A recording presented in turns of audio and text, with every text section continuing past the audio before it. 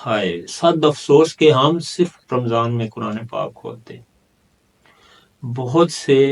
بہت سے ایسے گھر ہوں گے، آپ دیکھ لیجئے گا، تھوڑا ذرا دیکھیں اپنے گھر میں، ذرا تلاش کریں، آپ کو الماریوں کے اوپر ایسے قرآن پاک ملیں گے کہ جن کے اوپر گرد و غبار جمی ہو۔ پورا سال ہم نے کھول کر نہیں دیکھا،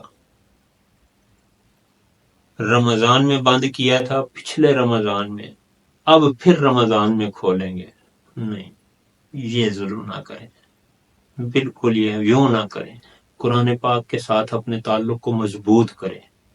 شعبان کے اندر ہی آج ہی مجھے یہ جتنے سننے والے موجود ہیں، یہ آج ہی اپنے گھروں میں جائیں اور دیکھیں گھروں کے اندر کس کس جگہ پر قرآن پاک کے کتنے نسخے موجود ہیں۔ آپ دیکھیں گے، آپ میں کچھ لوگ ایسے ہوں گے کہ جن کے گھروں میں 2 نسخے موجود ہوں گے، 3 ہوں گے، 4 ہوں گے، 5 ہوں گے، لیکن شاید پورا سال کسی ایک نسخے کو بھی کھول کے نہیں دیکھا گیا، اللہ ماشاء اللہ جنہوں نے جو پڑھتے ہیں، ریگولر پڑھتے ہیں۔ جن گھروں میں بزرگ ہیں وہ یقیناً پڑھتے ہوں گے، لیکن آج ہمارے بزرگوں کا بھی، انتہائی معذرت کے ساتھ، بزرگوں کا بھی معاملہ بڑا جدا ہو گیا ہے، جدا گانا سا ہو گیا ہے۔ وہ پرانے بزرگ ہوا کرتے تھے جن کی صبح قرآن پاک کی تلاوت سے ہوتی تھی، اب گھروں سے تلاوت کی آواز آنا بہت کم ہو گئی ہے۔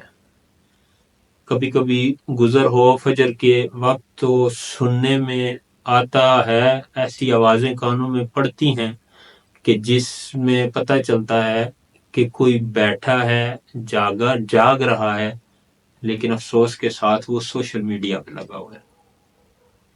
پہلے ہماری مائیں بچوں کو یہ آواز دیتی تھی کہ اٹھیں، اٹھو بیٹا اٹھو، فجر کا وقت ہو گیا، اذان ہو رہی ہے، اٹھو، دیر ہو گئی ہے تمہیں۔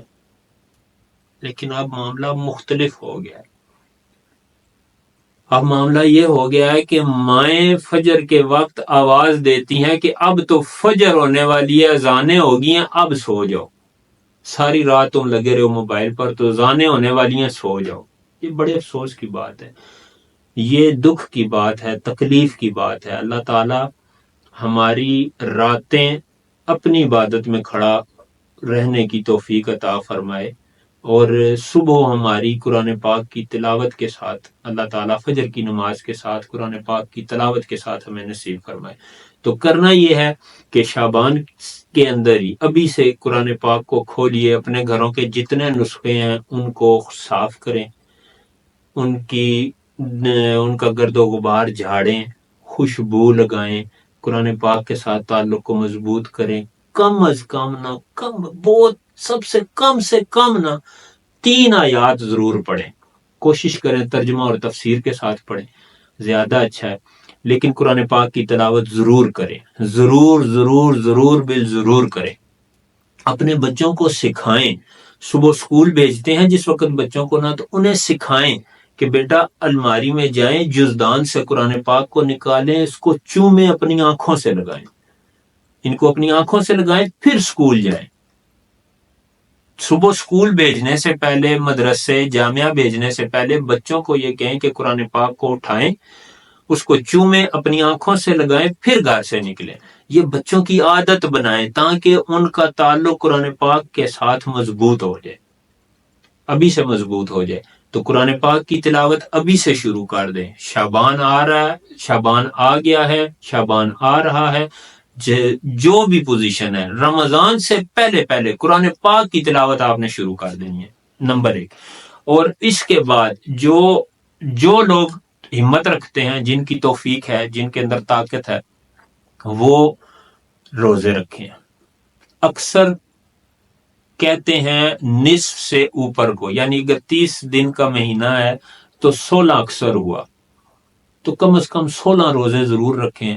نہیں رکھ سکتے 3 رکھیں، 5 رکھیں، 1 رکھیں، 2 رکھیں، 12 رکھیں، 30 رکھیں، جتنی توفیق ہے ضرور رکھیں، تاکہ آپ کا قلب جو ہے وہ عبادت کی جانب مائل ہو جائے۔ تو یہ ترتیب وائز ہم چلے ہیں، پہلے دنیاوی معاملات، پھر اس کے بعد دینی معاملات۔ شعبان ہی کے اندر شب برات ہوگی، اور حضرت سیدنا عائشہ صدیقہ رضی اللہ تعالیٰ عنہ فرماتی ہیں کہ تاجدار رسالت صلی اللہ تعالیٰ علیہ وآلہ وسلم پورے شعبان کے روزہ رکھا کرتے تھے۔ فرماتی ہے کہ میں نے عرض کی یا رسول اللہ صلی اللہ تعالیٰ علیہ وآلہ وسلم، کیا آپ کو شعبان کے روزے رکھنے بہت پسند ہیں؟ تو آقا کریم صلی اللہ تعالیٰ علیہ وآلہ وسلم نے فرمایا، اس سال مرنے والی ہر جان لکھ دی جاتی ہے، اور مجھے یہ پسند ہے کہ میرا وقت رخصت آئے تو میں روزے کی حالت میں ہوں۔ اللہ تعالی ہمیں آقا کریم صلی اللہ تعالیٰ علیہ وآلہ وسلم کی سنت پر عمل کرتے ہوئے روزے رکھنے کی شعبان کے اندر ہمت اور توفیق عطا فرمائے۔ ایک اور جگہ پر آقا کریم صلی اللہ تعالیٰ علیہ وآلہ وسلم نے فرمایا، شعبان سے زیادہ کسی مہینے میں مجھے روزے رکھنا پسند نہیں ہے، بلکہ یہ ہوتا تھا کہ آقا کریم صلی اللہ تعالیٰ علیہ وآلہ وسلم پورے شعبان کے روزے رکھتے تھے۔ آقا کریم صلی اللہ تعالیٰ علیہ وآلہ وسلم نے ایک مقام پر یہ بھی فرمایا کہ اپنی استطاعت کے مطابق عمل کرو۔ اللہ عز و جل اس وقت تک اپنا فضل نہیں روکتا جب تک کہ تم اکتا نہ جاؤ۔